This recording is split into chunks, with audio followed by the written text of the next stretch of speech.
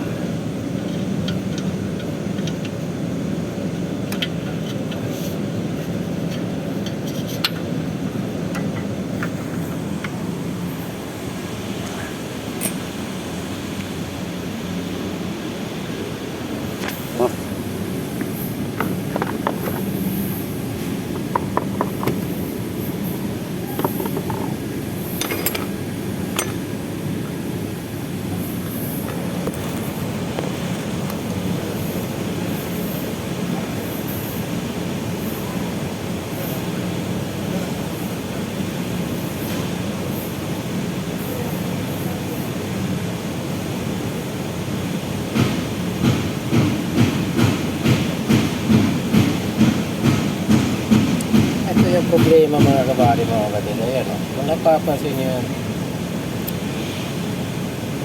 isang linya o,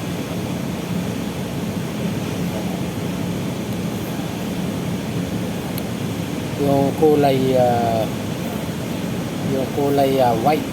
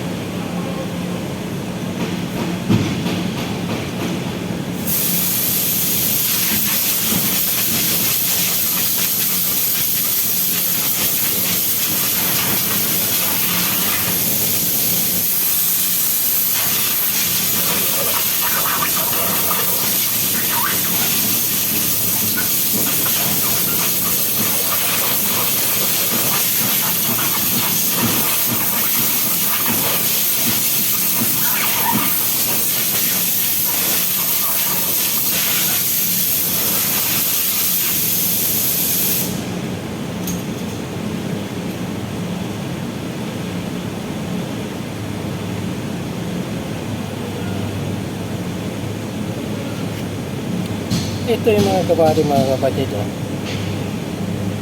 Yan, kung napapansin nyo yan,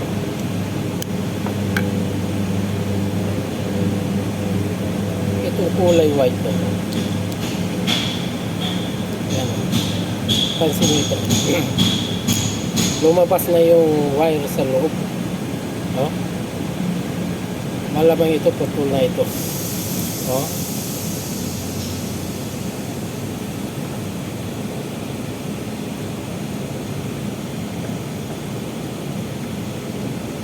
Pati itong kulay black, lumabas na yung head block ng wire, mga kabady, mga kapatid. Ayan.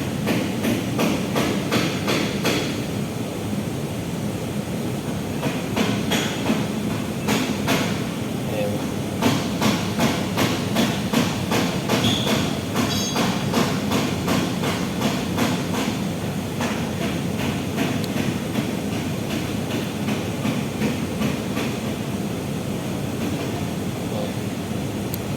Actually, more than a year na ito sinilip natin sa Maywaga natin Redbook, mga kabady, mga kapatid. Hindi pinalitan dahil mahal daw, namamahalan. Na 700 daw ito real.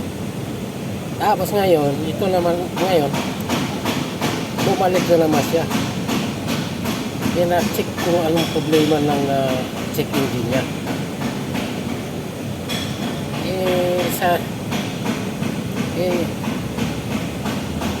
ito na nga ang problema. Alam niyo mga kabady, mga kapatid, mahirap pa ano ba? Hindi ko alam kung anong sasabihin. Kita mo, kung hindi ka ba naman ito ma-frustrated mga kabady, mga kapatid. Alam na nila nung nakaraan pa. Kahit sino naman technician mga kabady, mga kapatid. Tapos babalik sa'yo na kung anong problema. Kasi ito nga ang problema. Tapos gawin na sabihin na referent. Kung hindi ba naman hindi ba naman katawag niya, tawagin na lang natin na kuripot. Yan ang sinabi. Mahirap sa kanilang magbitaw ng pera mga kabady, mga kapatid, sa sasakyan nila. Na ito ang visible naman na ito ang nakita na ito ang diba? Anong klaseng yan?